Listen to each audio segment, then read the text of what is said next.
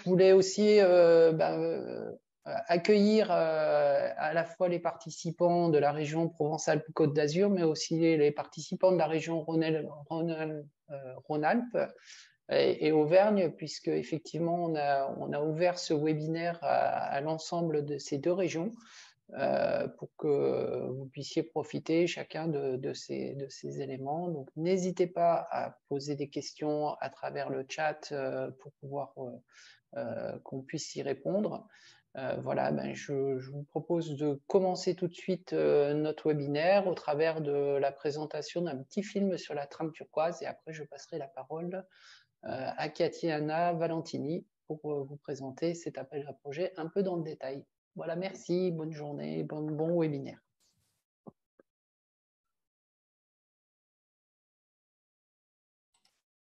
Merci Philippe. Juste le temps de faire le partage de l'écran et on regarde ce petit film d'introduction.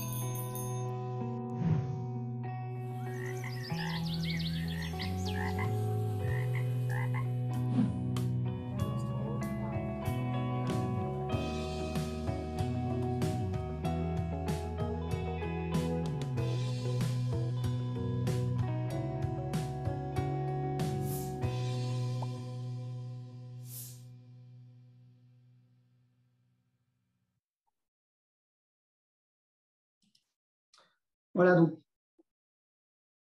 Non, oui, non, non.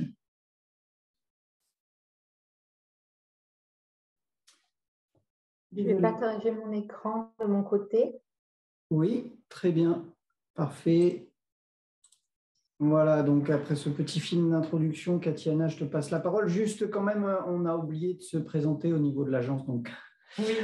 Thomas Fourest, agence régionale pour la biodiversité et l'environnement, donc chargé de mission territoire et biodiversité. Et Anne-Lise Réau, chargée de la mission territoire et eau à l'Arbre également. Bonjour à tous. Katiana, je te passe la parole. Merci. Donc, Katiana Valentini, moi je suis chef de projet Affaires régionales et biodiversité. Et donc, je vais vous faire une petite présentation pour vous rappeler, avant les retours d'expérience qui vous êtes présentés, le cadre de cet appel à projet. Sachant qu'il faut savoir que c'est un appel à projet du coup qui s'inscrit dans le cadre du 11e programme et qui est renouvelé chaque année depuis 2019 avec des enveloppes qui sont croissantes et un budget total qui est de 55 millions d'euros à l'échelle du 11e programme. Et donc là, on est un peu plus qu'à mi-parcours puisque ça fait 4 ans que cet appel à projet est lancé. Et on a consommé environ 36% du budget dédié à l'appel à projet. Donc, on voit qu'on est en sous-consommation sur cette thématique qui est nouvelle, qui est intéressante. Katiana, oui. On n'a pas ton partage d'écran là. Oui, c'était juste une petite introduction de préciser. Pardon, parfait. Vraiment sur l'appel à projet de cette année, mais préciser en amont quand même que c'était un appel à projet qui est renouvelé chaque année et sur lequel on a du mal à consommer globalement l'enveloppe, étant donné que c'est une thématique qui est nouvelle avec des budgets qui sont conséquents, d'où l'intérêt de communiquer et de vous mobiliser au mieux. OK. Donc, alors là, par contre, ça devrait dérouler. Mais je vois que ça ne déroule pas. Voilà, ça fonctionne? Vous voyez non, on ne l'a pas chez nous, là, on ne voit pas ton écran. Si tu veux, je peux le partager de mon côté, mais… Oui, parce que là, pourtant, moi, le diaporama défile. Ou peut-être j'essaie de recommencer, je ne sais pas. Partager le… Ouais, c'est…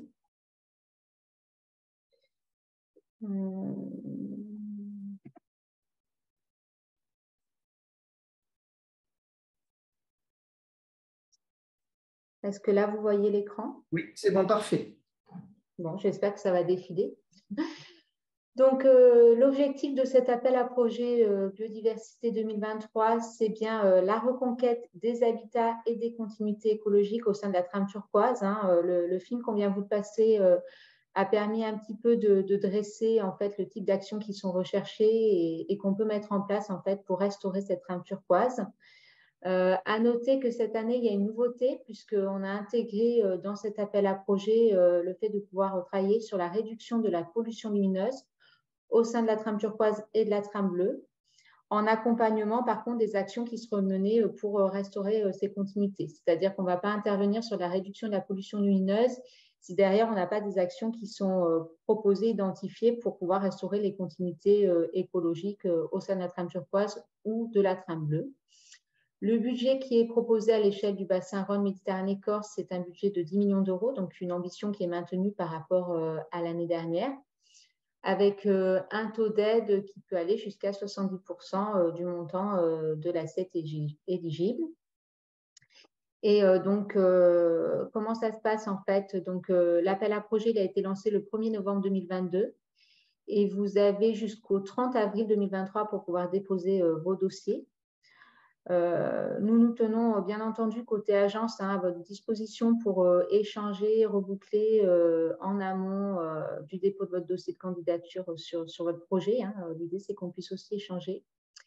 Et puis, du coup, il y a un jury qui se réunit au mois de juin, qui réunit l'agence de l'eau, l'EDREAL, de différentes régions, du coup, les régions, l'OFB, les agences régionales pour la biodiversité, en PACA, c'est l'agence régionale pour la biodiversité et l'environnement, voire les départements qui peuvent être sollicités pour avis. Et donc, c'est bien sur la base de ce jury derrière qu'on prend une décision et que vous avez un retour, du coup, début juillet sur le fait que vous soyez retenu ou pas.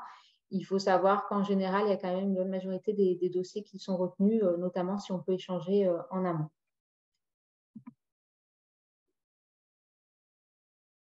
Alors, vous avez vu, la diapo est bien passée, du coup, je me permets. Voilà, ok, merci. Du coup, la notion de trame turquoise, donc là aussi, elle a été abordée rapidement dans le film, mais du coup, vous le voyez là sur le schéma qui est à l'écran, c'est bien l'interaction entre la trame verte, donc l'ensemble des forêts, des prairies, des paysages agricoles, etc., et la trame bleue, la coulée bleue, tout ce qui est les rivières, les lacs, les zones humides. Et donc, vous voyez, vous avez une enveloppe en turquoise, hein, en fait, qui est l'interaction entre ces deux trames, trame verte et trame bleue, et qui permet de définir l'enveloppe de cette trame turquoise. Donc, cette trame turquoise, en fait, c'est l'espace géographique qui permet de connecter l'eau à la terre, en quelque sorte. Et du coup, il va comprendre à la fois des espaces naturels secs, humides et aquatiques. Donc, vous pouvez retrouver, comme on disait, des pelouses, des prairies, des forêts alluviales, des roselières. Et en fait, l'enveloppe de cette trame turquoise, elle va être définie soit, donc elle varie, hein, elle dépend de vos projets, soit elle va être définie à partir d'un buffer que vous pouvez appliquer le long de votre cours d'eau, notamment quand vous travaillez à des grandes échelles, comme le peuvent le faire des intercos, des grandes collectivités, etc., où là, on va plutôt travailler à l'aide d'un buffer de part et d'autre du cours d'eau en se disant, je vais travailler à l'intérieur de cet espace géographique pour restaurer les continuités et les habitats de la trame turquoise. Soit ça peut être une entrée par espèce, donc on va cibler des espèces qui sont inféodées à l'eau, mais qui ont aussi besoin à un moment donné dans leur cycle de vie des milieux terrestres, soit pour se reproduire, soit pour se nourrir, se déplacer. Donc, vous allez retrouver des espèces comme des amphibiens, la tortue cistude, les loutres, mais ça peut être aussi les libellules, hein, tous les insectes qui vont avoir une phase à un moment donné larvaire dans l'eau et qui après vont sortir de l'eau. Donc, ces espèces, elles sont très larges. Le type de projet visé, donc ça va être tout ce qui est lié à la restauration des habitats au sein de la trame turquoise, restauration de forêts alluviales, de roselières, de prairies et landes sèches, de zones de frayères au sein de la trame bleue. Donc, ce sont des exemples, hein, ce n'est pas exhaustif, mais c'est des exemples de ce qu'on peut retrouver en termes de restauration d'habitat. Et vous allez retrouver aussi tout ce qui est restauration des couloirs de déplacement pour les espèces inféodées à l'eau, dont le cycle dépend aussi des milieux terrestres, comme je l'évoquais. Et donc là, ça va être la mise en place de réseaux de haies, de mares, la restauration de réplicives ou encore la réduction de la pollution lumineuse, comme on a pu le voir. Vous aurez des exemples de projets qui vont bien pouvoir illustrer en fait tout ce qui peut être fait en la matière. Les dépenses éligibles, c'est tout ce qui est études, travaux. Donc, les études avant travaux, hein, ce n'est pas des études de connaissances à proprement parler, c'est des études qui vont vous permettre de définir le contenu, le cadre de votre projet et les travaux à mettre en place. Les travaux directement si votre projet est assez mature. L'animation qui est liée au projet, tout ce qui est lié à la communication, la sensibilisation liée aussi au projet, mais aussi la maîtrise foncière et puis bien entendu le suivi de l'efficacité de l'opération. Ce qui ne va pas être éligible, c'est tout ce qui est inventaire, observatoire, enfin voilà, des inventaires à proprement parler. Pour faire des inventaires, ce ne sera pas éligible. Des observatoires ou des études de connaissances non plus. Les maîtres d'ouvrage potentiels, donc vous avez, c'est très large, hein, donc les collectivités, les associations, tout ce qui est conservatoire, les établissements publics de l'État, les parcs nationaux, les industriels, ainsi que les fondations privées. Donc on voit que c'est très ouvert. Et puis je voulais faire pour finir un petit focus sur le marathon de la biodiversité. Le marathon de la biodiversité, en fait, c'est une sorte de marque, hein, ce n'est pas un label, c'est une marque qui a été développée par l'agence. Il faut savoir que cette démarche, elle s'inscrit à l'intérieur même de l'appel à projet, c'est-à-dire qu'en répondant à l'appel à projet, vous indiquez que vous souhaitez mener un marathon de la biodiversité et il s'adresse en fait aux collectivités. L'idée de ces marathons de la biodiversité, en fait, c'était de sortir des projets très locaux, assez restreints en termes d'échelle, pour avoir des projets ambitieux, à des échelles territoriales ambitieuses, avec des objectifs aussi assignés qui sont ambitieux. Donc là, on a mis l'image de 42 km et 42 mares en référence au marathon, mais ça peut tout à fait être 10 km de haies et 10 mares. L'idée, c'est de proposer un projet à l'échelle d'une collectivité qui permette vraiment de restaurer largement les corridors écologiques et les habitats au sein de la trame turquoise. L'intérêt que ça peut présenter, notamment par rapport à la collectivité, c'est que c'est la mise en place d'infrastructures agroécologiques, c'est quelque chose qui est visible pour les citoyens, pour les mobiliser, pour leur montrer ce qui est fait. Et puis, l'agence s'engage à vos côtés pour communiquer largement sur ce type de projet lorsque vous vous lancez dans ce type de démarche.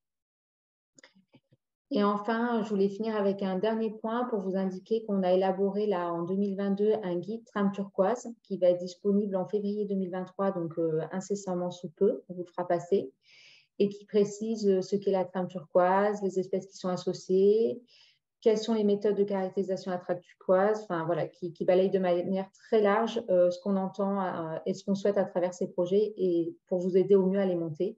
C'est un guide qui s'adresse à la fois pour l'interne, mais aussi pour l'externe.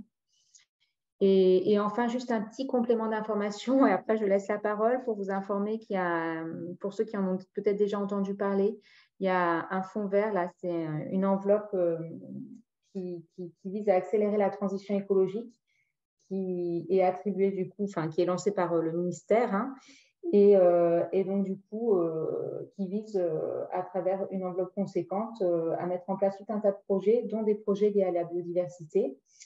Et il faut savoir que donc en PACA, l'enveloppe qui a été attribuée pour la mise en œuvre de la stratégie nationale biodiversité 2030, c'est 10 millions d'euros. Et on vous fera une information, là vous allez recevoir bientôt un petit mail, mais vous pouvez d'ores et déjà noter pour la région PACA, je parle parce que pour la région Rhône-Alpes, ce sera une autre date, mais le 3 février après-midi, de 14h à 15h, il y aura un webinaire qui sera organisé pour vous présenter ce fonds vert. Et donc, ce qui est intéressant pour vous, c'est que vous avez vu le montant peut aller jusqu'à 70% du projet là, dans le cadre de l'appel à projet. Et si ça rentre aussi dans le fonds vert, par rapport aux critères d'éligibilité du fonds vert, vous pouvez avoir un complément de 10% par rapport à ce qu'on apporterait ici.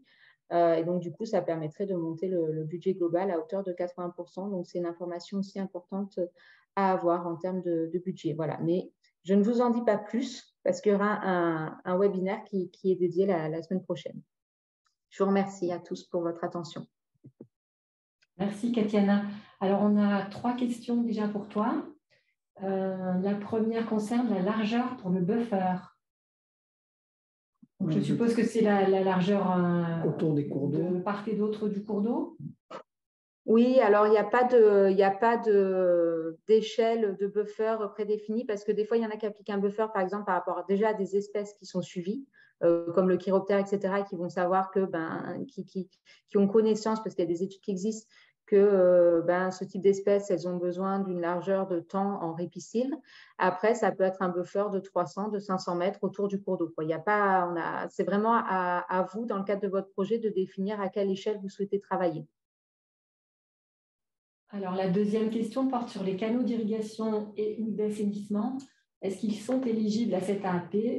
Ils sont quasiment toujours bordés d'arbres et abritent de la biodiversité, mais ont besoin d'aide pour conscientiser leur potentiel d'action. Est-ce que les canaux d'irrigation et ou d'assainissement sont éligibles à cette... tout ce qui est, en fait, on nous avait déjà posé la question, mais ce qui était apparu, c'est que c'était compliqué en matière de canaux d'irrigation et autres, parce qu'en fait, par rapport à la biodiversité, il nous faut des canaux. Il ne faut pas qu'il y ait d'entretien. La question, c'est ça derrière. Est-ce qu'il y a de l'entretien avec du curage ou pas? Parce que ça peut être problématique. Il y a la question de la pente et il y a la question de la rugosité pour que les espèces puissent accéder aux canaux, ressortir, etc. Il nous paraissait difficile et complexe. On n'a pas complètement fermé la porte à voir quel type de projet pourrait être proposé dans ce cadre. Mais ce qu'il faut, c'est que ce soit compatible avec les objectifs de biodiversité et des espèces qui sont associées, pour servir vraiment de support d'habitat et de connectivité. Et c'est vrai qu'en général, ce type de canaux par rapport à la pente, à la rugosité et aux modalités d'entretien, ce n'est pas forcément compatible. Alors, une autre question, est-ce que toutes les zones humides peuvent être éligibles ou seulement celles associées à un cours d'eau? Bien entendu, toutes les zones humides sont éligibles. L'idée, c'est de pouvoir connecter des milieux secs et humides entre eux. Donc, ça peut être toute zone humide qui peut être connectée à une forêt, à une prairie, à un autre cours d'eau et sont éligibles également à la création de mares. Ensuite, en ce qui concerne la trame turquoise, une question. Est-ce que pour être éligible à cette AAP, il faut forcément une connaissance de la trame turquoise du territoire ou est-ce que le simple fait de définir une bande autour des cours d'eau suffit? Du coup, ça rejoint un petit peu la notion de buffer, c'est-à-dire que dans le cas du projet, soit on a déjà travaillé sur cette question de la trame turquoise, des espèces qui peuvent être associées, l'intérêt que ça peut présenter, soit on n'a pas encore eu le temps de le faire et du coup, il faut l'intégrer dès le départ dans le projet. Et l'idée, oui, ça peut être de travailler à l'échelle d'un buffer en se disant, ben oui, on a une biodiversité intéressante avec la nécessité de connecter des milieux entre eux, etc. Et on propose de travailler à l'échelle d'un buffer le long de notre cours d'eau pour restaurer les rives piscives, les connectivités avec les zones humides voisines, etc. Une question concernant les ripisylves. Est-ce que la restauration des ripisylves est éligible au marathon?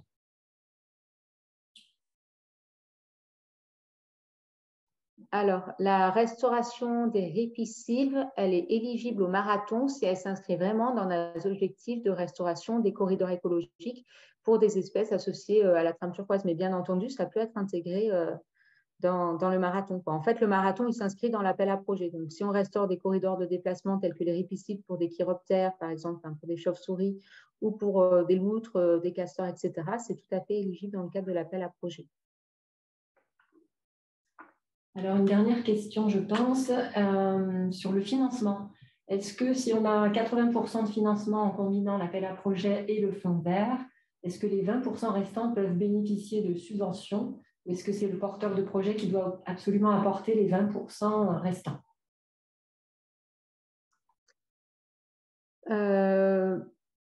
Est-ce que tu peux répéter la question, s'il te plaît, Anis, parce que j'ai une coupure. Ah, d'accord. Est-ce que si le projet bénéficie du financement de l'appel à projet et du fonds vert, donc 80% au total, est-ce que les 20% restants peuvent bénéficier de subventions ou le porteur de projet doit-il apporter les 20% restants en fonds propres? Ah oui, alors non, du coup, oui, effectivement, ce qu'on demande en général, c'est qu'il y ait 20% en fonds propres pour les collectivités. Après, pour les associations, ce que dit le fonds vert, c'est qu'au cas par cas, éventuellement, ça pourrait monter à 100%. Mais c'est au cas par cas, il faut vraiment que ce soit étudié. Je ne peux pas vous donner c'est à voir au cas par cas pour les associations. Et sinon, on demande toujours une participation de 20% pour les collectivités. Pour plus d'informations sur le fonds vert, donc le webinaire, ce sera le 3 février, 14h-15h, normalement. Vous allez recevoir une invitation d'ici peu. À préciser que c'est pour la région PACA, il y aura une organisation différente pour la région Auvergne-Rhône-Alpes. Donc, pas oublier qu'on a les deux régions. Tout à fait. Concernant le buffer encore, si on travaille à l'échelle d'un buffer, faut-il s'appuyer aussi sur des espèces cibles? Si c'est possible, c'est mieux. Ou alors, il faut mettre en avant l'intérêt de restaurer des habitats liés à la trame turquoise et des connexions latérales et longitudinales. Ce n'est pas une obligation. Peut-être qu'on va avancer, on garde les questions pour la suite parce que sinon on va prendre du retard dans le programme. On vous garde les questions pour la suite ou on vous répondra sinon après le webinaire sur les questions que vous posez là dans le questions-réponses. On verra si on a le temps de répondre à toutes les questions en fin de programme.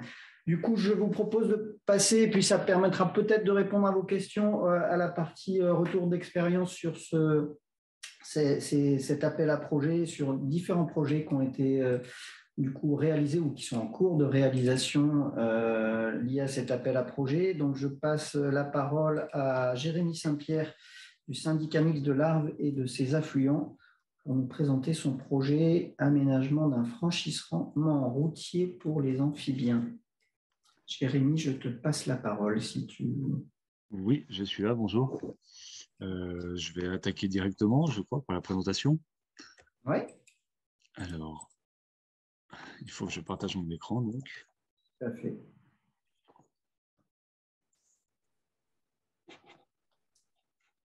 c'est pas ça. C'est bon. Si, c'est bon, ok. Ouais, c'est bon. Donc voilà, je vous parle moi du passage amphibien que nous avons réalisé à Cranfsal, en Haute-Savoie. Et voilà, pardon, qui a bénéficié de l'accompagnement financier de l'appel à projet eau et biodiversité de l'Agence de l'eau en 2021.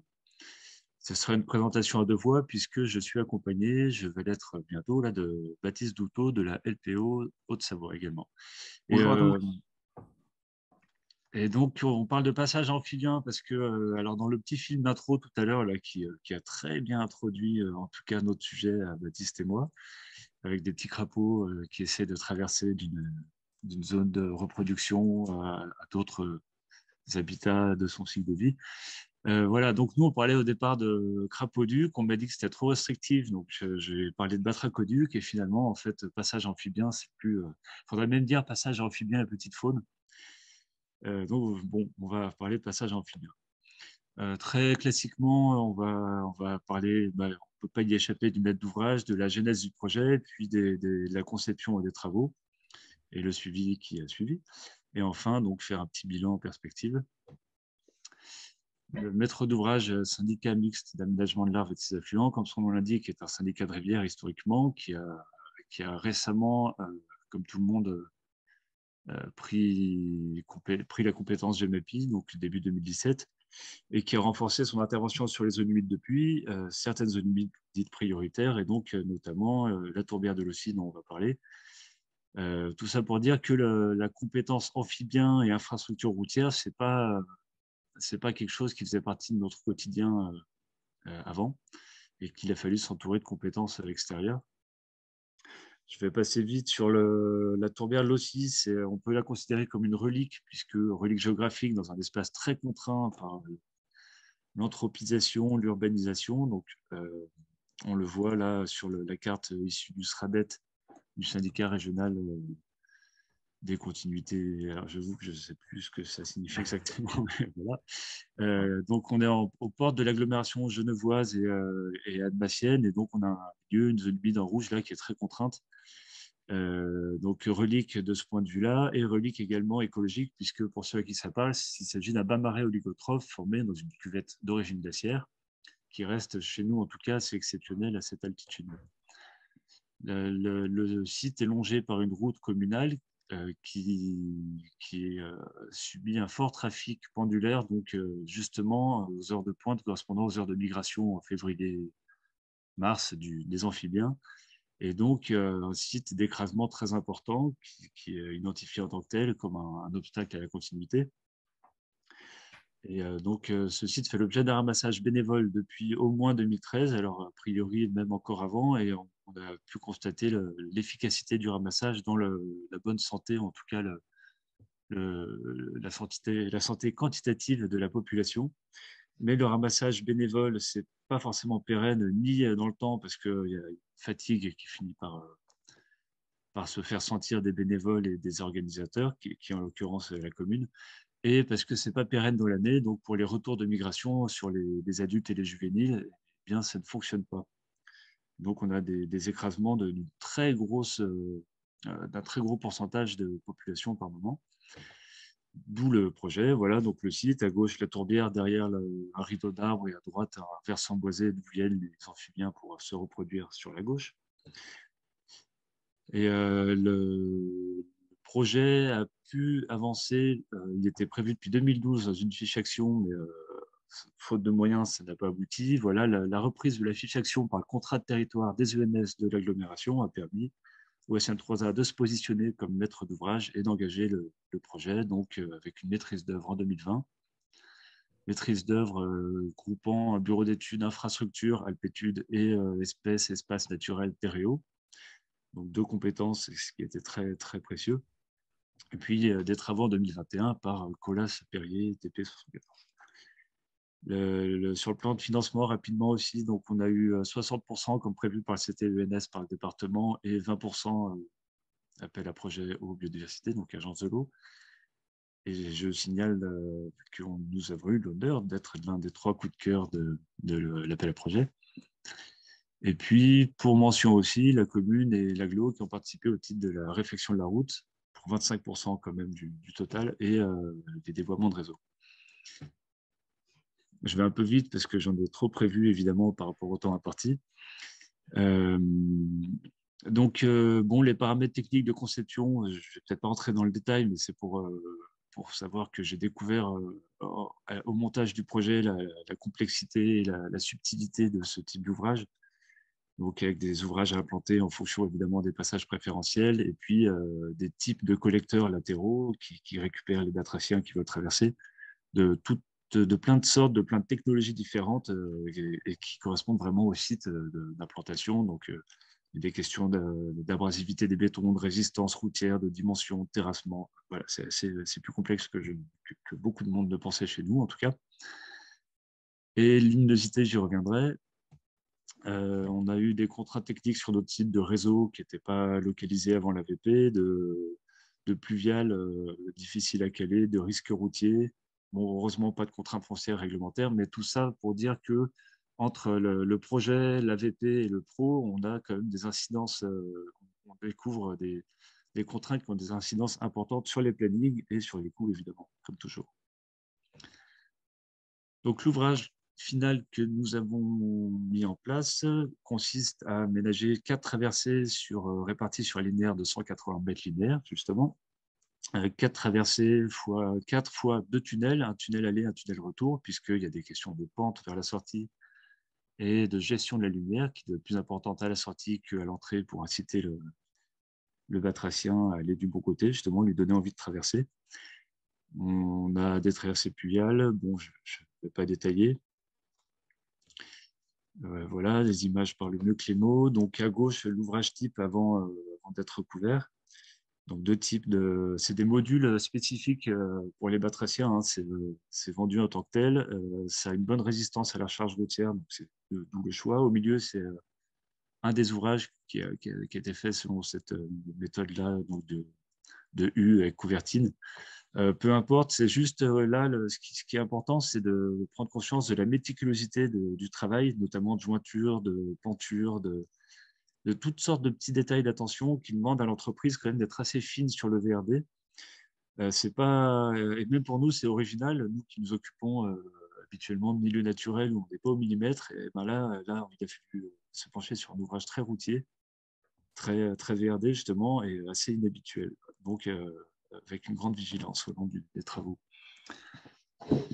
Et voilà l'ouvrage final. Qu'est-ce que je vous dis rapidement? On a le demi-tour, image centrale en bas à droite, là, où le batracien qui se perd, qui part du mauvais côté, histoire qu'il ne sorte pas sur la route, il est redirigé dans l'autre sens en demi-tour pour bien tomber finalement dans l'ouvrage de traversée qu'on voit à gauche, où j'ai schématisé un peu le calage fin du fil d'eau du fossé par rapport à la sortie des amphibiens, donc la flèche verte. Le risque étant qu'on ait de l'eau qui s'écoule par l'ouvrage, ce qui serait complètement, ce qui le rendrait tout à fait inopérant. Voilà, image finie. Nous étions plutôt surpris et satisfaits de la relative bonne intégration dans le paysage, surtout, comme toujours, quand on sort d'une phase travaux un peu traumatisante où il y a de la boue et du béton partout. Et donc, après les travaux, voilà, était prévu un suivi par piège photo. Le maître d'œuvre nous proposait un suivi par piège photo dans chaque traversée. Mais Tereos a pris la peine d'essayer son système, le système qu'il prévoyait dans ses bureaux, et s'est rendu compte que ça ne fonctionnait pas du tout à cause d'une sensibilité trop faible et de temps de réaction et de paramètres techniques comme ça qui ne fonctionnaient pas sur les pièges photo. Donc, Tereo a judicieusement, je dois dire en l'occurrence, confié la mission à la LPO. Et je passe ici la parole à Baptiste. Merci Jérémy. Du coup, l'objectif du suivi pour nous, c'était d'évaluer si l'ouvrage était opérationnel, c'est-à-dire est-ce que les amphibiens traversaient par les traversées qui étaient installées. Est-ce que l'ensemble des amphibiens traversaient par ces traversées ou est-ce que certains finalement se détournaient ou trouvaient un moyen de passer ailleurs et continuer à se faire écraser, qui sont finalement les principaux problématiques qui pourraient se poser, notamment s'il y a par exemple des petites malconceptions ou autres. C'est ce que précisait Jérémy, comment on appelle ça? La création de ces ouvrages est très fine pour que les amphibiens puissent bien suivre le cheminement que l'on désire. Donc, on a mis en place un protocole de suivi intégral lors de la saison de migration avec une capture à la sortie des traversées des amphibiens. On a installé quelques petits filets également sur les bacs que vous pouvez voir sur la photo du haut en sortie pour être sûr que les amphibiens ne puissent pas s'échapper du bac, parce que c'est vrai que certains jours, il y avait plusieurs centaines de grenouilles qui étaient dans les bacs et elles ont tendance très facilement à se monter, on va dire, l'une sur l'autre et du coup à pouvoir s'échapper. On a également effectué un suivi de l'écrasement le long des routes pour vérifier que justement il y avait ou il n'y avait pas d'écrasement, et on l'a localisé aussi de façon précise pour pouvoir essayer de l'analyser ensuite. Je te laisse passer à la diapo suivante. Oui, je vais juste repréciser que donc, les regards de capture, tels qu'on le voit en haut, là, et là, vous avez mis des fils en bas, n'étaient pas prévus au projet initial. Donc ça, c'était un aménagement en cours et qui était bienvenu, qui a fait suite au constat qu'on ne pouvait pas utiliser le piège photo. Et donc, les écrasements notamment, n'auraient pas été détectés par le piège photo. Il fallait bien un passage quotidien. Oui, c'est vrai que pour suivre les écrasements, il faut passer dessus, effectivement. Du coup, les résultats de ce suivi ont permis de dénombrer plus de 3000 amphibiens qui ont traversé, principalement des grenouilles rousses, qui est l'espèce, on va dire, principale sur ce site, mais également 2 espèces de tritons et une grenouille agile qui a traversé également. Donc, ça montre le passage d'une diversité d'amphibiens, donc ça c'est un point important. Ça a montré également que sur l'ensemble du site, comment on appelle ça, les traversées sont fonctionnelles, que l'on n'avait pas d'écrasement au droit de l'ouvrage, que par contre on avait des amphibiens qui, malgré les espèces de demi-tours que vous avez pu voir en photo tout à l'heure, contournaient quand même le dispositif. Donc, il y avait une amélioration à mener là-dessus. Alors, comme on passait tous les jours, on en a profité pour installer un seau et éviter que les amphibiens qui contournent se fassent écraser. Ça nous a permis de collecter 600 grenouilles quand même. Et du coup, de préciser aussi justement que c'était vraiment du contournement et pas un flux qui arrivait par exemple par les extérieurs et que le passage était trop court. On a pu observer qu'il y avait une relative homogénéité entre les 4 traversées. Et on a pu aussi voir, alors on a testé le piège photo quand même pour voir en comparaison. De mémoire, il y a dû avoir 3 photos de traversée dans les pièges photos, alors qu'il y a 3000 grenouilles qui sont passées. On a par contre amené une petite diversité puisqu'on voit des micro-mammifères sur la photo de gauche. Alors moi, je vois très mal là sur ma projection d'écran, mais on peut voir. Et on voit aussi un amplexus de grenouilles sur la photo de droite. Donc voilà, c'est aussi ce que précisait Jérémy. On n'a pas seulement des amphibiens qui utilisent ces traversées. Je te laisse passer à la diapo suivante. Et du coup, ce suivi permet d'apporter quelques préconisations sur l'aménagement. Et typiquement, d'essayer d'éviter justement ce contournement. Donc, reprendre un peu les demi-tours et essayer de les prolonger pour guider les amphibiens dans le bon sens. On peut voir cet aménagement qui a été apporté sur la photo du haut avec la petite souris nous l'indique. Des plaques qui permettent de guider et de maintenir les amphibiens sur le dispositif. Des ajouts de triangles déflecteurs à l'entrée des traversées sur la photo du bas qui permettent, quand l'amphibien se dirige dans l'obscurité, il est en plus dirigé par un guide qui va l'amener vraiment dans le sens de l'orientation de la traversée. Avec la lumière au bout, on espère que ça va encore augmenter également l'usage de la traversée. Et après, 2-3 autres petites reprises, ajout de terre sur des portions qui étaient un peu inescaladables sur une entrée, où là, on peut le voir, un poteau qui est encore un petit peu, comment on appelle ça, fixé sur la traversée et le remonter pour éviter qu'il puisse servir de prise aux amphibiens, sachant qu'en fait, les amphibiens grimpent très très bien et ont facilement tendance finalement à prendre des chemins que nous, on n'aurait pas envisagés et surtout que nous ne souhaitions pas qu'ils empruntent.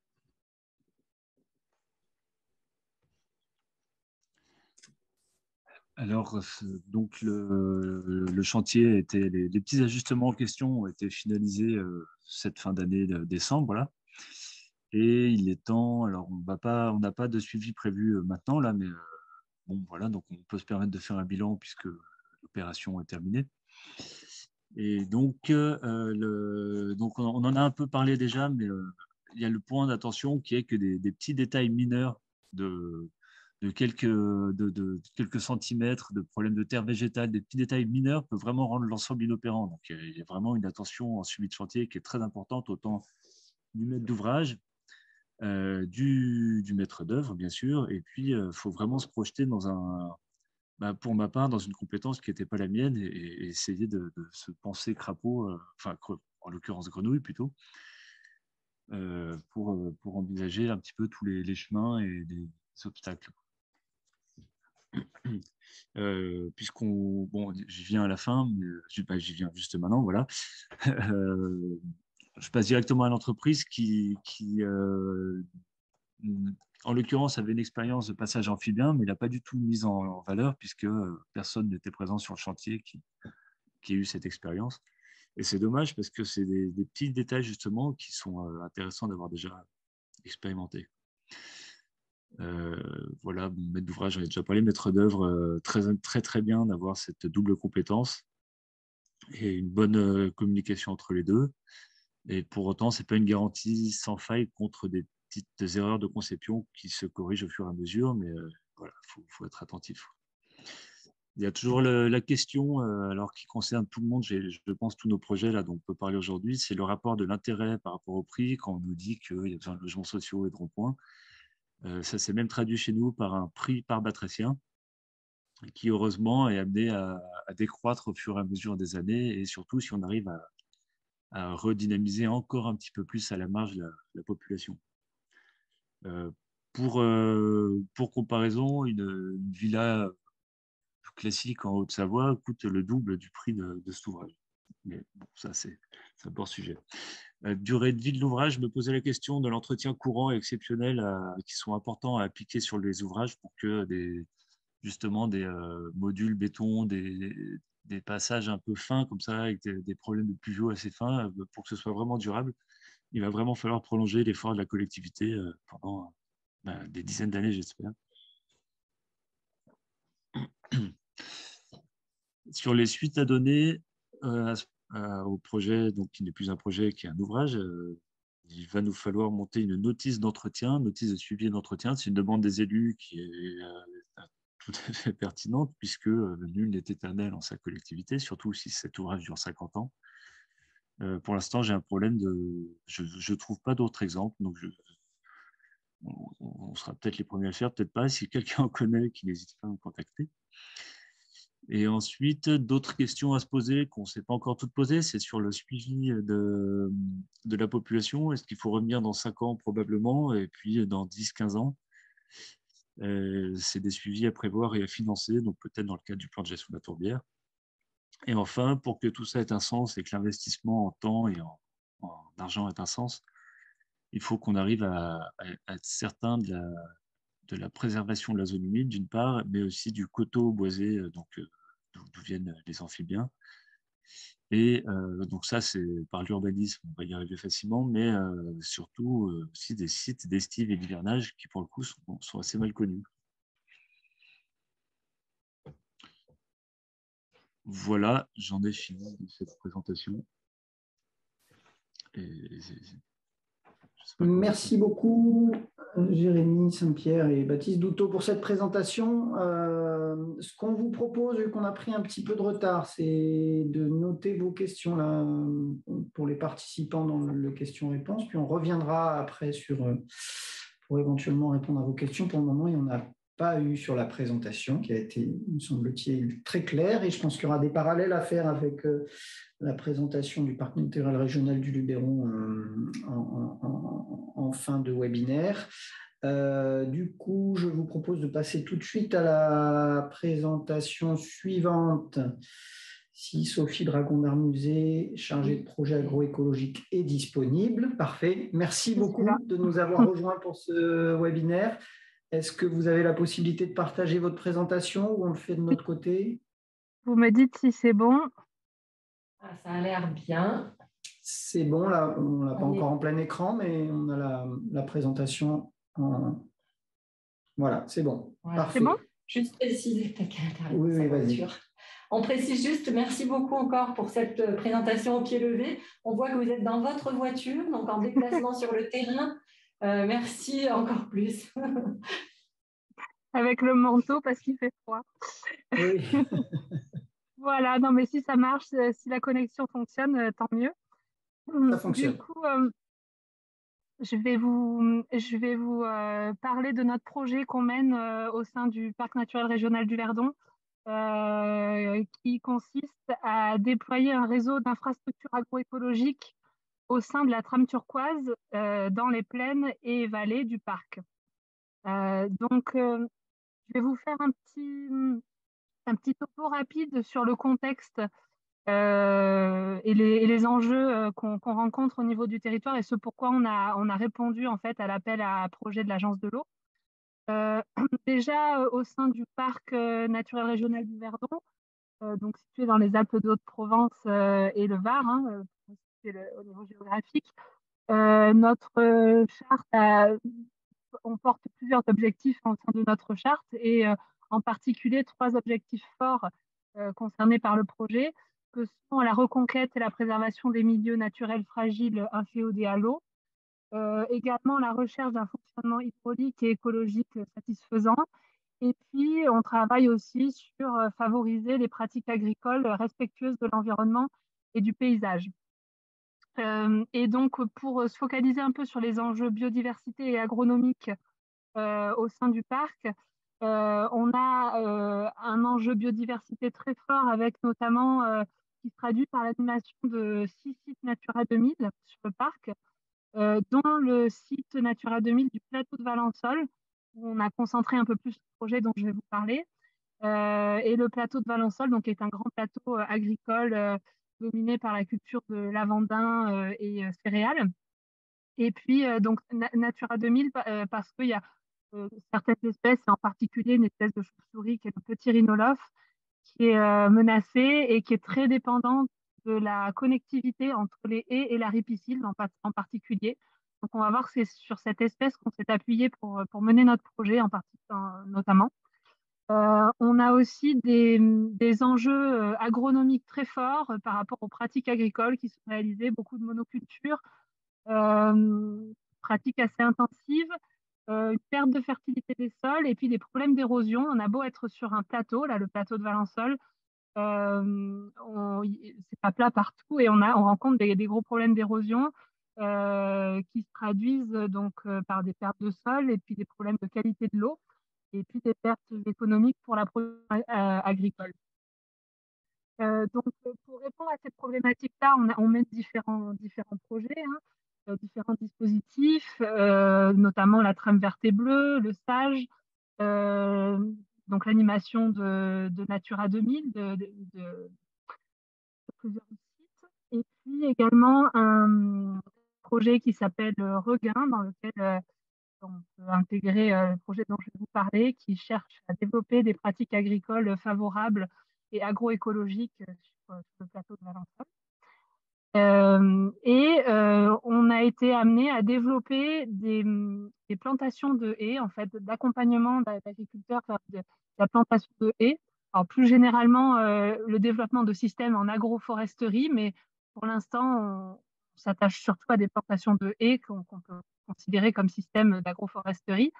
On a accompagné de tels projets chez les agriculteurs du plateau de Valensole depuis 2016, 2017, 2018, chez 18 agriculteurs, ce qui a amené à la plantation au total de un peu plus de 6 km de haies sur ces 18 projets. Et donc, pour en venir au sujet d'aujourd'hui, l'objectif du parc, c'était de poursuivre en fait cette implantation de haies qu'on avait initiée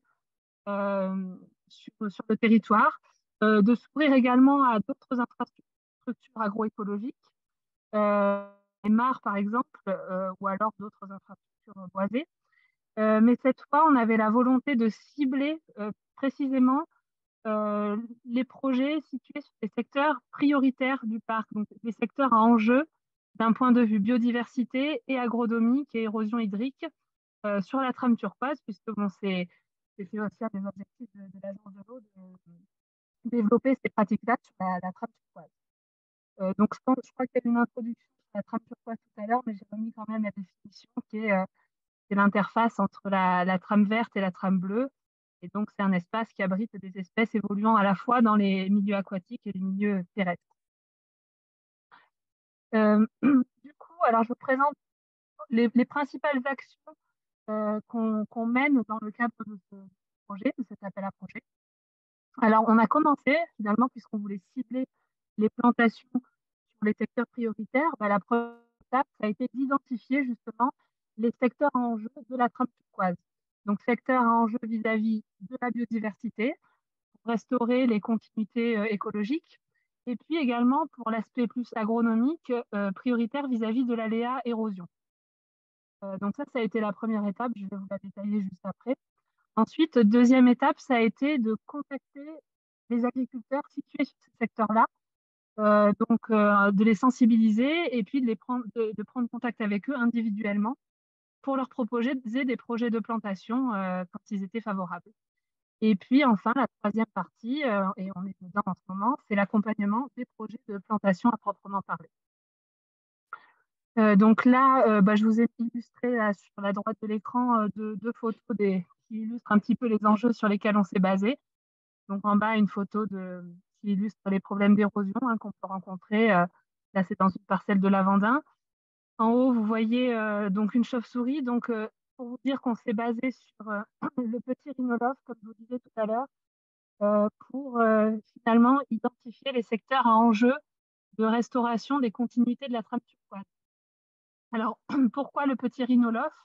Pour plusieurs raisons. En fait, on l'a choisi vraiment comme espèce cible. Déjà parce que c'est une espèce parapluie, c'est-à-dire que c'est une espèce dont le domaine vital est assez large. Sa protection assure aussi celle des autres espèces appartenant à la même communauté. Donc ça, c'est une chose. C'est aussi une espèce qui est très dépendante de la trame turquoise et notamment des ripisylves pour se nourrir. Donc elle est un peu à cheval entre la trame verte et la trame bleue. Elle est très sensible à la fragmentation des linéaires paysagers. Donc on a vraiment pu constater que cette fragmentation était préjudiciable au développement, à la survie de cette espèce. Et puis, de par la fragmentation des paysages qu'a subi en fait le plateau de Valensole depuis plusieurs années, c'est une espèce qui est très en déclin dans le Verdon, donc voilà, qui fait l'objet de l'animation du site Natura 2000. Alors finalement, pour établir parce qu'on a voulu établir une cartographie des zones à enjeu de la trame turquoise, donc par rapport au petit rhinolophe, mais également par rapport à l'aléa érosion, on a utilisé plusieurs données dont on disposait ou qu'il a fallu produire. Donc, je vous ai listé ces données-là là, à l'écran. Déjà, on s'est basé sur la cartographie des corridors écologiques pour le petit rhinolophe. Donc, cartographie qu'on avait dans notre trame verte et bleue au parc du Verdon. On s'est basé sur les gîtes de reproduction à petit rhinolophe, également sur les linéaires de haies déjà existants. Donc, on a récupéré dans le MOS, le mode d'occupation du parc.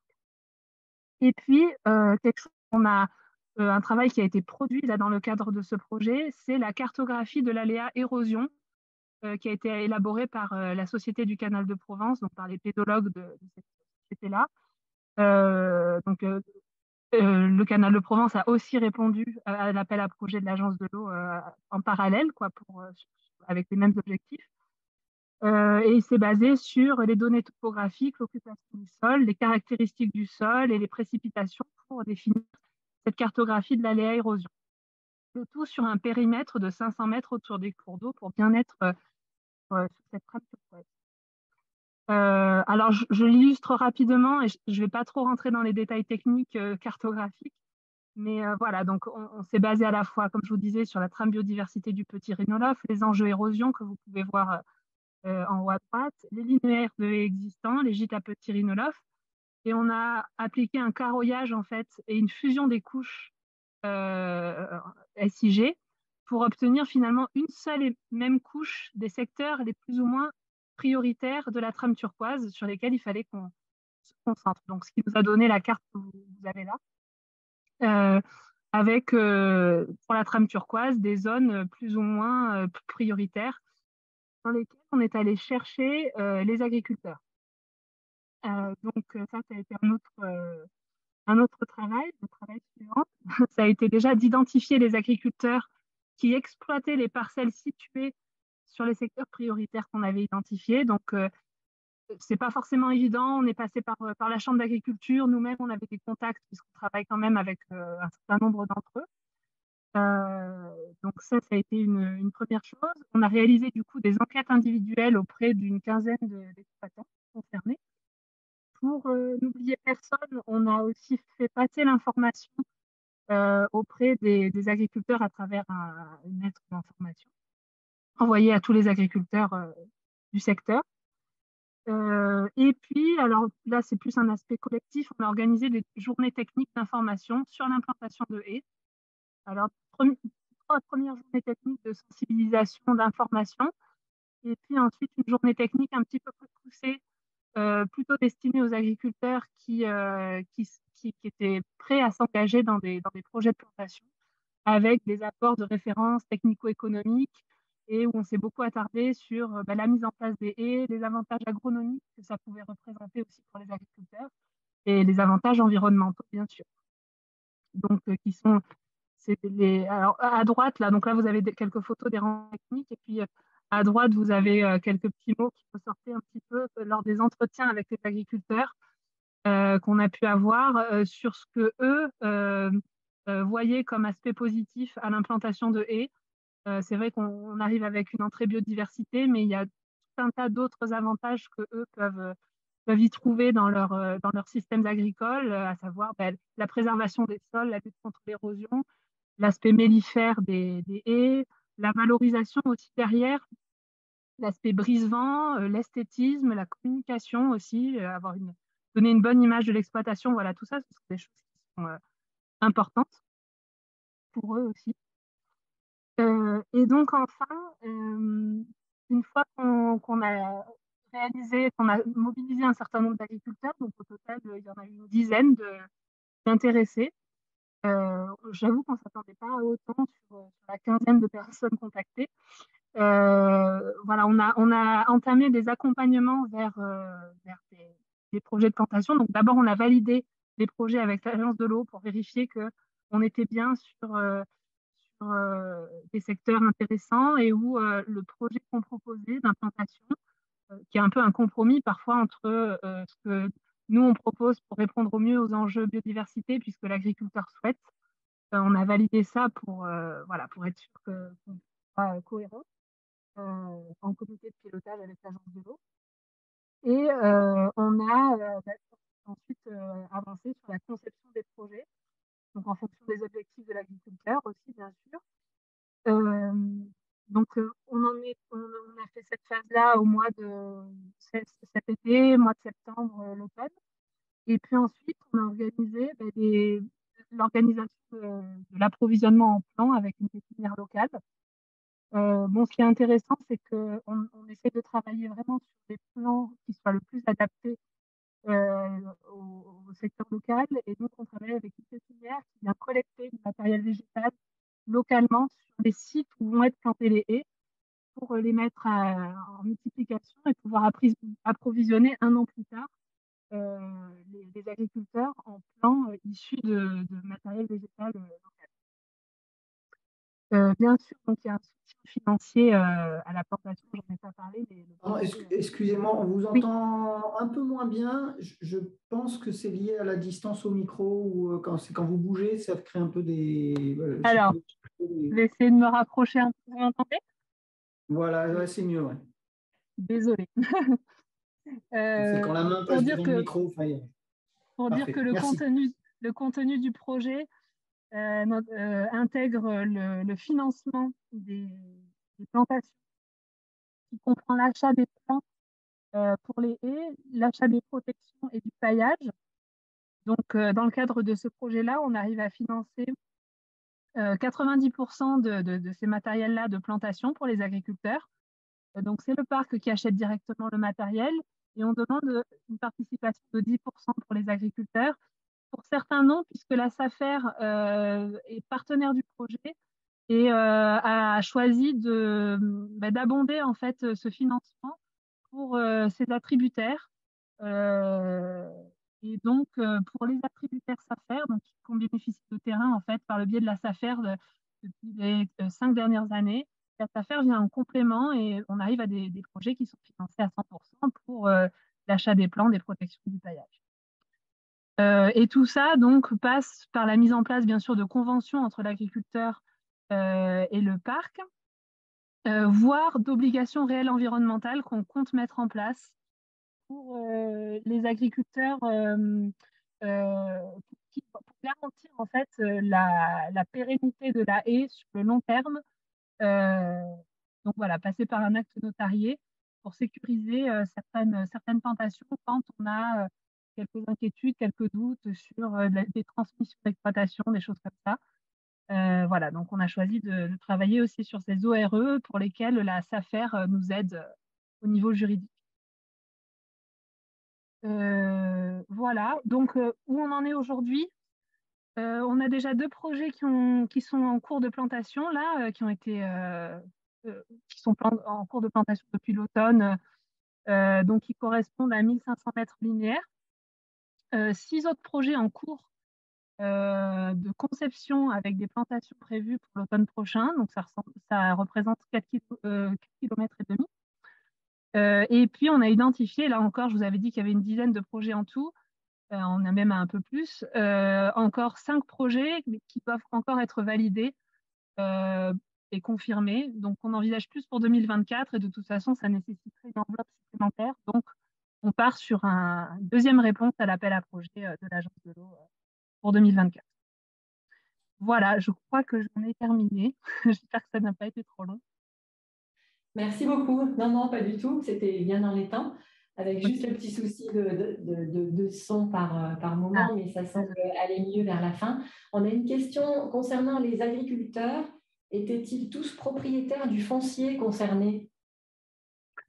Non, ils ne sont pas forcément propriétaires du foncier. Alors, c'est vrai que ça peut être considéré comme un frein. Alors, la plupart sont propriétaires, mais certains sont locataires. Et là, on demande une autorisation écrite, en fait, du propriétaire, voilà, par rapport à l'implantation de la haie. Ok, pour l'instant, c'est la seule question qu'on a. Juste pour signaler que certaines réponses aux questions précédentes ont été données directement dans le volet questions-réponses par les intervenants, que vous pouvez y accéder par ce volet-là. Vous pouvez voir les réponses. Voilà, s'il n'y a pas d'autres questions, merci beaucoup encore. Je ne sais pas si vous pouvez rester avec nous ou si vous continuez votre périple. Je vais rester encore 5-10 minutes et après je vais devoir repartir. Très bien. Ok. Merci beaucoup en tout cas. Avec plaisir. Donc s'il n'y a pas d'autres questions, on va pouvoir passer à la présentation suivante. Donc, du parc naturel régional du Luberon, Jérôme Brichard qui est avec nous, qui va nous présenter l'étude en faveur de la préservation et de la restauration des mares et réseaux de mares de la trame turquoise du bassin versant du Calavant. Oui, bonjour à tous. Je ne sais pas si vous m'entendez bien. On t'entend très bien, parfaitement. Donc, très rapidement, Jérôme Brichard, je suis en charge du parc, tout ce qui touche aux aspects zoning de biodiversité aquatique sur le territoire du parc. Et j'ai un mi-temps aussi d'animation Natura 2000 sur un site rivière, donc Calavant-Coulon. Donc, je vais vous présenter en effet une étude. Alors, je suis en partage d'écran. Je ne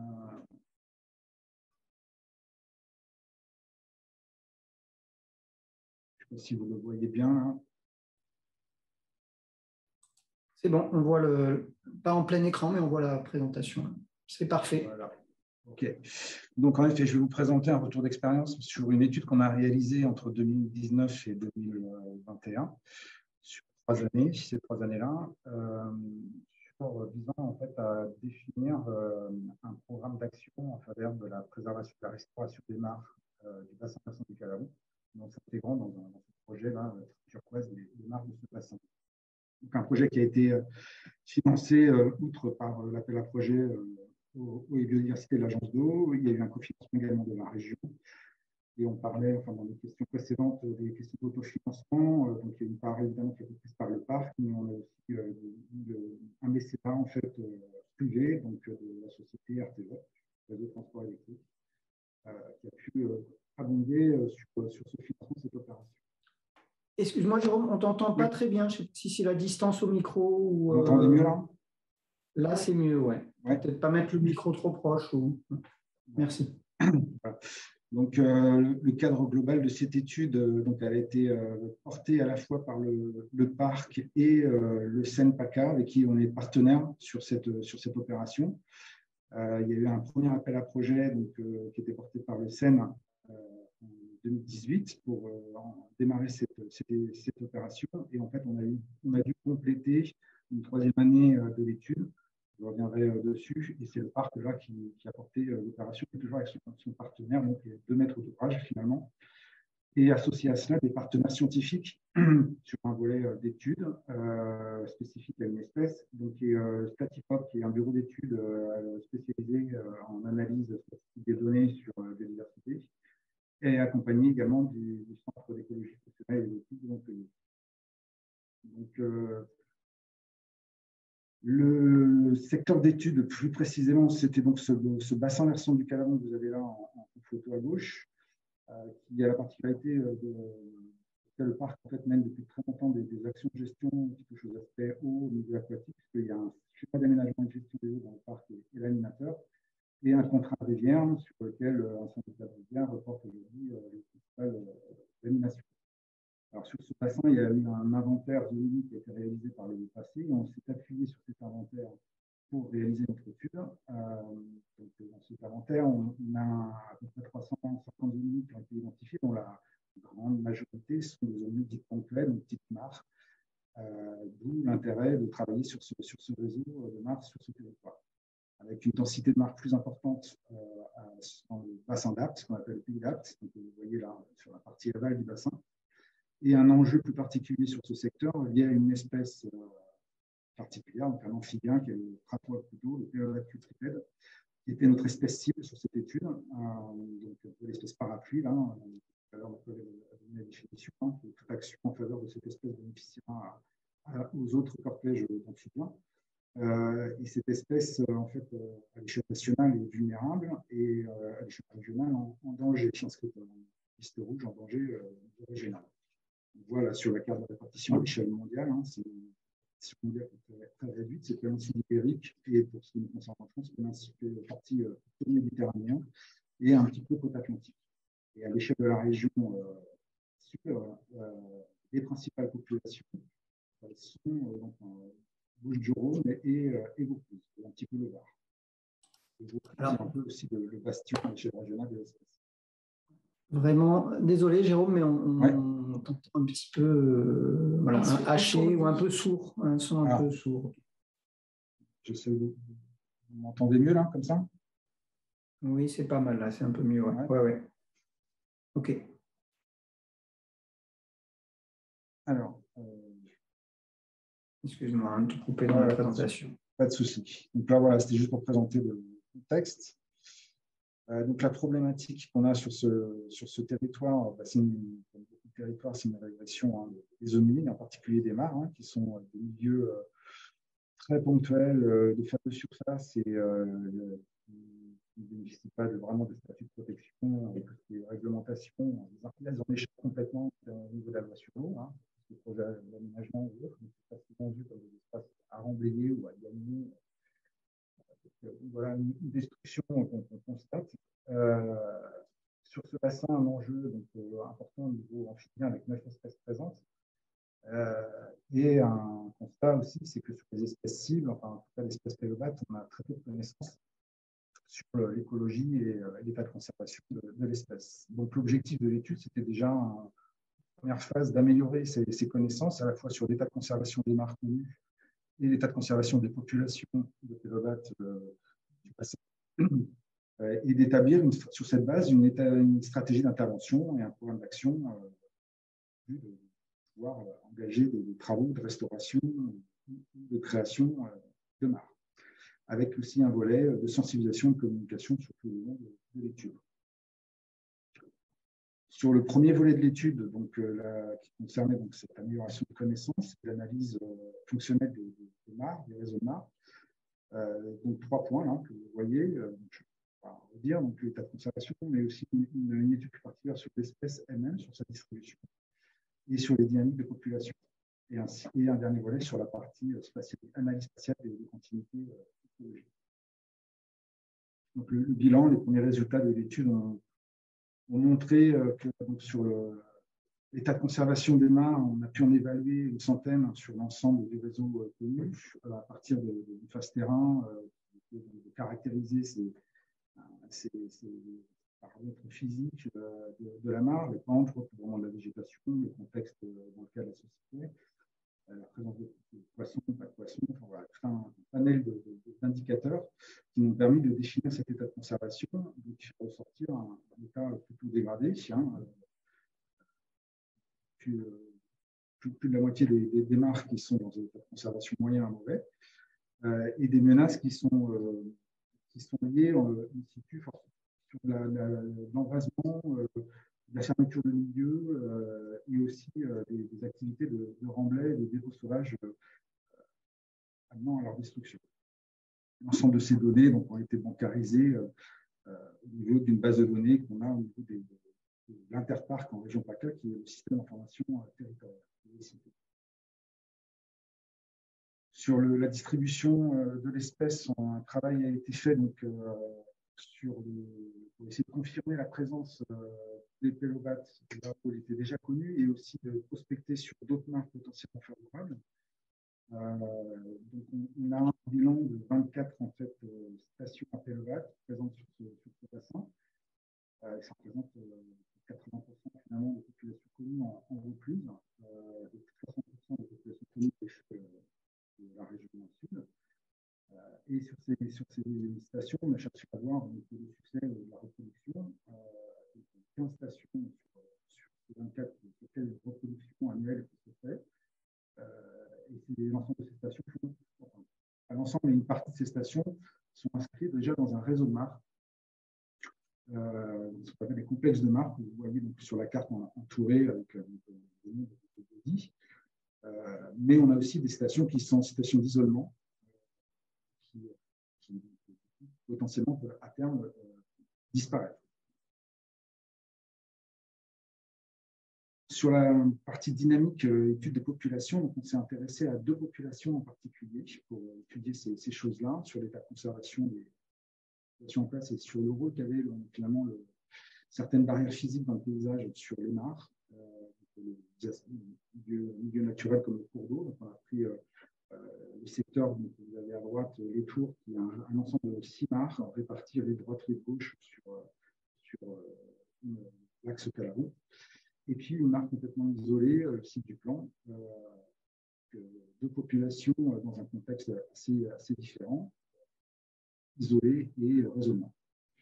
Là, le suivi s'est basé en fait sur un protocole d'études scientifiques, donc capture, marquage, recapture, une CMR, qui s'est faite sur 3 années, le complément d'études qu'on a dû demander pour un second appel à projet. Donc cette CMR permettant d'estimer les populations présentes et de mieux connaître les paramètres démographiques de ces populations. Donc, les classes d'âge, le ratio mâle-femelle, tout suivi des espèces, des informations aussi sur le déplacement. Oui. Excuse-moi, on a encore un peu des interférences. Là, je pense que ça doit être lié à ton micro. Alors, je ne sais pas si le tenir, c'est une meilleure chose. Alors, j'essaie les 100. Ouais, c'est mieux. Il vaut mieux que tu le tiennes. D'accord. C'est beaucoup mieux. Désolé. Donc, Donc voilà, sur cette étude, c'est là où il est intervenu donc, sur le volet scientifique, donc l'analyse, traitement des données, donc les prestataires, les partenaires qui étaient Statipop et le Centre d'études et d'écologie de Montpellier. Alors, le résultat de cette étude nous ont montré que les deux populations qui présentaient une dynamique différente en termes d'abondance, taux de survie, de capacité de recrutement, de reproduction. Que le site du plan va amener des résultats surprenants avec une population très importante, qui est certainement une des populations les plus importantes à l'échelle de la région sud, mais qui est dans un état de conservation très préoccupant, du fait d'une survie adulte très faible, une espérance de vie pendant des femelles très faible, et un recrutement, c'est-à-dire donc une capacité, donc un renouvellement de la population qui est tout juste compensé en fait par la reproduction. C'est uniquement de l'apport en fait in situ, il n'y a pas d'entrée d'individus venant de d'autres mares aux alentours, parce qu'il n'y en a pas à moins de 4 km. Donc voilà, une population très fragile. Un contexte aussi, là, des dernières années, constaté de fréquence de mise en eau qui se fait de plus en plus difficilement et qui s'assèche assez rapidement, donc ce qui peut accentuer l'effet d'extinction de la population. Et donc, il y a l'absence de brassage, évidemment, puisque la population est complètement isolée. La partie analyse des continuités écologiques, donc là, on s'est intéressé à comment était au niveau contexte environnant le réseau de mares. Donc, on a bien mis en évidence en fait, toutes les stations de Pélavat sont impactées par la présence de terrains artificialisés, que ce soit des terrains bâtis ou des infrastructures routières qui passent à proximité. Que de fait, les migrations à ce niveau ont été étudiées dans le détail, mais on se doute bien que ça crée des obstacles et des contraintes en termes de continuité pour les amphibiens. Que les populations qu'on a identifiées comme étant isolées, elles cumulent en fait ces obstacles et ces problèmes de déplacement liés à l'artificialisation. Et que finalement, les obstacles...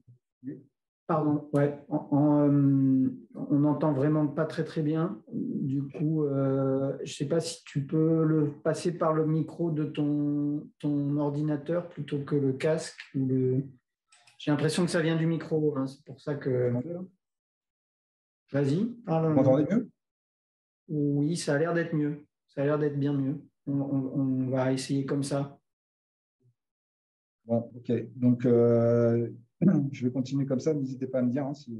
Ouais, bien sûr.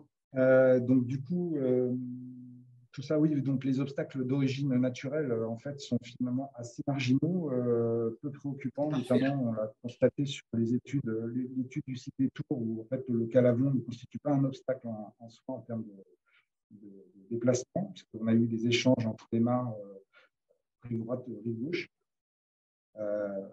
Donc voilà, mais globalement, une situation sur ce bassin d'isolement des populations et donc des problèmes de pérennité, notamment du fait de cet isolement et de manque de connectivité entre les réseaux de mares. Donc, sur le volet qui devait aboutir à ce programme d'action, derrière, on a cherché à hiérarchiser les secteurs d'intervention et à définir un programme opérationnel. Donc, on s'est basé là sur la hiérarchisation, en fait, sur un scoring de notes qu'on a établi à partir de différents indicateurs, qui est présence ou pas de pélovates sur la mare ou à proximité connue, l'état de conservation de la mare étudiée en question, contexte, isolé ou en réseau, la distance qu'il peut y avoir la plus proche d'une mare à proximité de cette qui est étudiée et les niveaux de menace. Donc, ces critères ont permis de hiérarchiser chacune des mares étudiées et de pouvoir, donc, sur la base des résultats, compléter après, en termes de notation, un regard d'expert. En gros, ça ne suffisait pas simplement à voir la note, mais aussi par la connaissance de terrain, de voir si cette note, en effet, par nos connaissances, était cohérente ou pas. Donc, il y a eu un ajustement, une évaluation à partir de la note, une évaluation qui dit à dire d'expert. Finalement, ce scoring nous permettait d'appuyer notre discours. Donc là, voilà, on fait ressortir les notes, enfin les mares les plus forts en jeu, par la note la plus élevée. Partant de là, donc à partir de ce complexe de mares, on a défini donc, et de ce qui est sorti en mares prioritaire une stratégie de conservation donc, basée donc, pour les mares à Pélobat de se concentrer sur le comportement des populations existantes et d'augmenter pour les mares isolées les potentialités d'accueil et de brassage avec de reconnexion avec les populations environnantes. Donc chaque mare a donc une différentes priorités. En fait, ça peut être une priorité d'amélioration de connaissances en premier lieu, une priorité de maîtrise foncière ou d'usage pour pouvoir derrière mettre en place des actions de restauration ou de création d'entretien. Et également donc, une priorité de création de mares à proximité ou pas trop loin pour pouvoir recréer du réseau. Donc de la même façon, chaque mare a donc peut avoir plusieurs objectifs et donc définis sur un calendrier pluriannuel et donc évidemment un chiffrage en face chaque opération. Donc, sur la partie maîtrise foncière d'usage, il y a forcément un temps d'animation foncière en fait auprès des propriétaires, d'information, de sensibilisation, de concrétisation des choses par une convention et par l'acquisition, pour pouvoir passer ensuite à des phases de restauration sur la mare ou de création sur une parcelle qui est potentiellement intéressante. Donc voilà, c'est un peu une redite de ce que je viens de dire. Ça vous donne un peu le nombre de rapports qu'on a d'actions par objectif. Donc évidemment, au début, on a beaucoup d'actions qui relèvent de l'amélioration de connaissances et de maîtrise foncière. Pour pouvoir concrétiser derrière, sur les années suivantes, des actions de création et de restauration de marque. Sur le dernier volet, pour être plus rapide, là, on avait, dans le cadre de l'appel à projet, inscrit deux choses. L'élaboration d'une plaquette d'information à destination des élus, des communes et des propriétaires connus qui ont des mares sur leur site.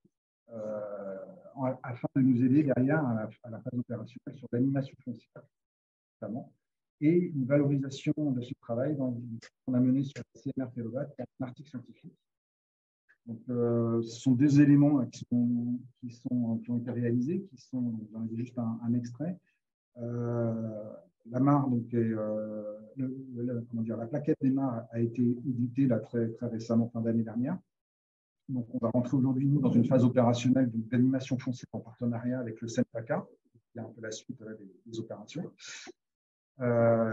Et on a cet article scientifique là, qui a été publié donc, dans une revue scientifique qui porte sur le retour d'expérience de la technique de marquage qu'on a employée pour le Pélobat et de l'impact que ça pouvait avoir éventuellement, et en l'occurrence, on a démontré que ça n'avait pas, sur le développement de l'espèce des 3 années de suivi. Donc voilà, pour illustrer la suite des opérations, on a engagé un programme là de 100 000 € pour une première tranche de mise en œuvre du programme d'action sur 2022-2024. Donc on a à la fois un volet création, restauration de mares, donc vous voyez les illustrations qui ont été déjà réalisées là, récemment, et un volet animation foncière avec le CNPACA, et aussi un volet qui lui rentre dans le cadre de l'animation du Saint du Calavon, de porter la connaissance auprès des communes au travers d'Atlas des eaux humides, donc qui est en cours d'élaboration sur les 8 communes du bassin versant du Calavon qui sont fortement concernées par l'enjeu Pélobat. Voilà, j'en ai terminé s'il y a des questions. Ok, merci. Désolé beaucoup, pour le son, Jérôme. je ne sais pas si c'était mieux sur la fin. Ouais, un petit peu, mais c'est vrai que le son était un peu, pas forcément très opérationnel, mais bon, voilà. On est désolé en tout cas pour ces petits soucis techniques, mais qui a permis quand même de voir et d'entendre ta présentation du mieux possible. Merci. S'il y a des questions peut-être sur cette présentation, n'hésitez pas à les poser dans les questions-réponses. A priori, il n'y en a pas pour le moment. Pour les précédentes questions, elles ont été répondues dans le question-réponse si vous souhaitez les consulter. Voilà. Le webinaire a été enregistré, donc il sera mis en replay sur le site de l'ARB d'ici peu. Peut-être Katiana, si sur les précédentes questions auxquelles on n'avait pas pu répondre, il y avait une question sur la durée du programme et des travaux liés à l'appel à projet. En fait, je pense que c'est une question sur la durée. Sur quelle durée le programme de travaux doit-il être établi? Donc, je pense. C'est fonction du projet, mais c'est en fonction. En général, c'est 2 à 3 ans, 2 à 3 ans maxi, quoi. Au-delà. On préfère avoir des projets à ce moment-là qui sont découpés en deux. Voilà, des projets qui sont lors de 1 à 2 ans, c'est bien, 3 ans maxi. D'accord. Auquel cas, on peut accompagner un autre projet qui sera proposé plus tard. OK. Donc, s'il y a... Pour l'instant, pas d'autres questions. Pas d'autres questions-réponses par rapport à ces interventions ou aux précédentes interventions. On est dans les temps pour conclure ce webinaire. Merci encore aux intervenants pour leur présentation. Et merci aussi Effectivement, merci à tous les participants d'avoir été présents pour écouter un petit peu le cadre de cet appel à projet, les retours d'expérience qu'on pouvait vous en faire. Et puis, merci évidemment aux intervenants justement qui ont permis de mieux illustrer les types de projets visés à travers cet appel à projet. N'hésitez pas à revenir vers nous, côté agence, donc soit la délégation de Lyon pour Rhône-Alpes, soit la délégation de Marseille pour PACA. Pour qu'on puisse vous accompagner au mieux dans le montage de vos projets. Alors, une question qui avait déjà été posée, mais à laquelle on n'avait peut-être pas répondu.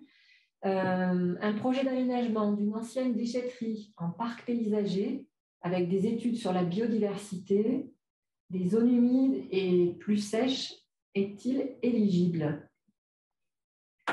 Alors, j'avais répondu dans le chat, mais comme ça, au moins, je peux le répondre à haute voix et comme ça, tout le monde peut entendre parce qu'il y a peut-être certains qui n'avaient pas vu la réponse.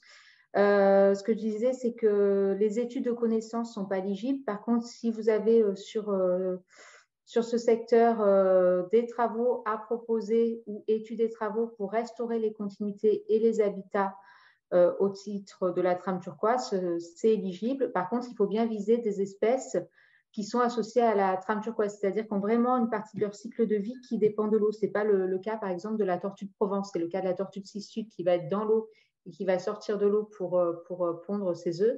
Mais ce n'est pas le cas. Voilà, on ne vise pas les animaux qui, à un moment donné, ont besoin d'aller vers l'eau pour s'abreuver, etc. C'est vraiment un cycle de vie qui se fait dans l'eau et après, elles sortent ou elles retournent dans l'eau. Donc, il faut bien cibler des espèces associées à la trame turquoise et identifier des travaux de restauration des continuités ou des habitats.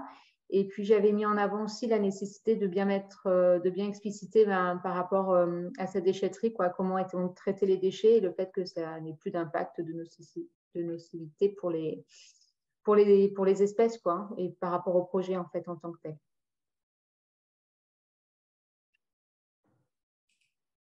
Voilà, mais c'était la dernière question.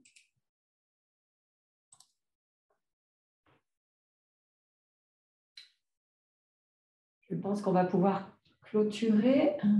Est-ce que... Voilà, oui. Non, pas d'autres questions. Du coup, je pense qu'on va pouvoir clôturer. Merci beaucoup encore. Merci pour votre participation. Donc, le replay de ce webinaire sera en ligne sur le site de la RBE. Et n'hésitez pas à regarder sur notre site internet également les prochains webinaires qui vont avoir lieu. Voilà, les webinaires 1 heure pour comprendre et agir. Le programme est disponible sur notre site internet et on vous enverra prochainement donc une information sur un webinaire sur le fonds vert, sur l'axe 3 du fonds vert, si je ne me trompe pas, Katiana, sur l'accompagnement à la stratégie nationale biodiversité 2030. C'est exact. c'est vraiment cet axe-là qui sera présenté. Voilà. Merci. Merci. Au revoir à tout le monde. Bonne journée à tous. Au revoir. Merci, au revoir, bonne journée. Merci, bonne journée. Merci, au revoir. Et merci, bonne journée à vous.